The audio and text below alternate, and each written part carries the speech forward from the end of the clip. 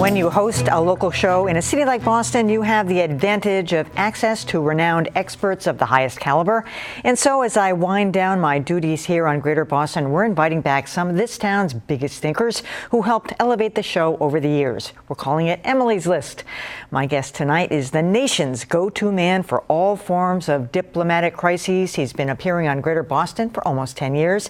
And as Larry Lucchino said of him last night, who doesn't know Nick Burns?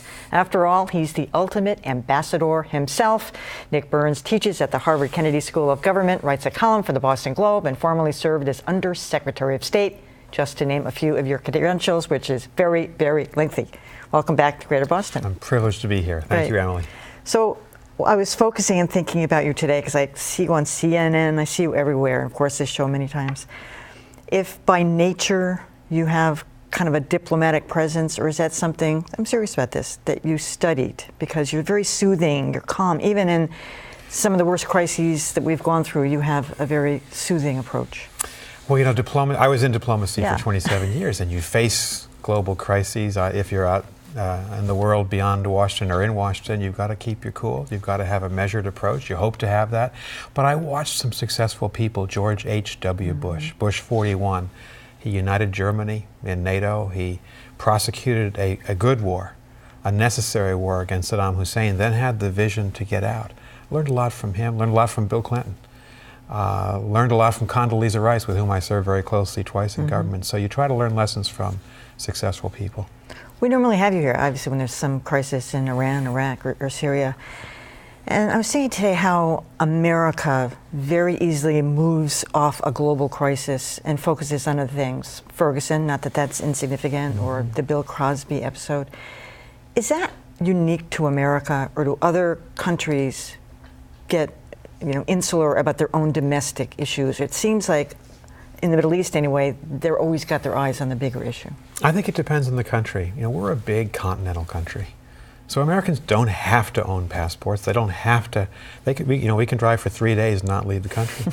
That's not true if you're Dutch. It's not true if you're German. Israeli. It's not true if you're, live in Southeast Asia. And so I think it depends where you are. The Chinese people, I think, are very much focused inside on their own country. They have enormous problems. They have great achievements.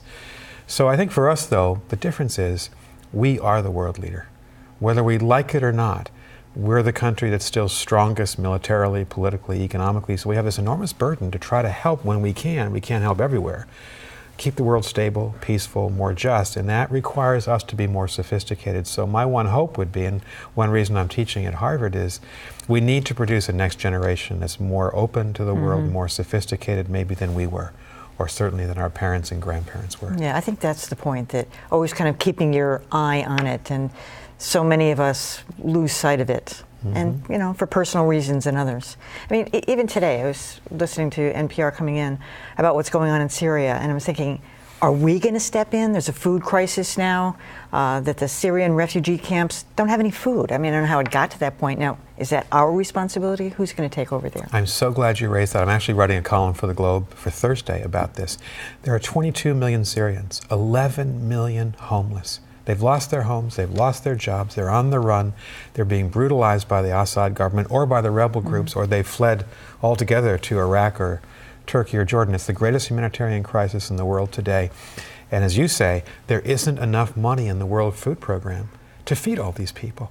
And so it's, I think, without any question, a looming catastrophe. The most urgent moral crisis in the world today is, what are we going to do? And I think President Obama he's focused on Iraq, particularly since ISIS appeared as a real threat over the summer. He has a very, I think, decided, effective policy towards Iraq, but he has resisted getting involved in Syria, maybe for good reason, because it's so difficult to know what to do. But if we don't do something, if we don't establish armed corridors for columns of humanitarian aid to get into Aleppo, to get into Homs and Hama, people are going to die of starvation in Syria, and more people will be homeless. It'll be 12, 13 million people before we know it. I ran into our general manager here today, John Abbott. He says, oh yeah, Nick Burns coming on tonight. Ask him about the American Secretaries of State project. He said, we might be doing something with you. What is that? We're hoping to. What is it? I'm working with two professors, Jim Sabanius, Harvard Business School, Bob Mnookin of Harvard Law School. We're interviewing all the Secretaries of State. Living ones, obviously. Huh? Yes. We've interviewed Henry Kissinger was at Harvard last month. He spent an entire day with us. We've interviewed 94-year-old George Shultz. We've interviewed James Baker, Hillary Clinton, Condoleezza Rice, Madeleine Albright, Colin Powell will all be coming to visit. And we're trying to get them to answer the following question.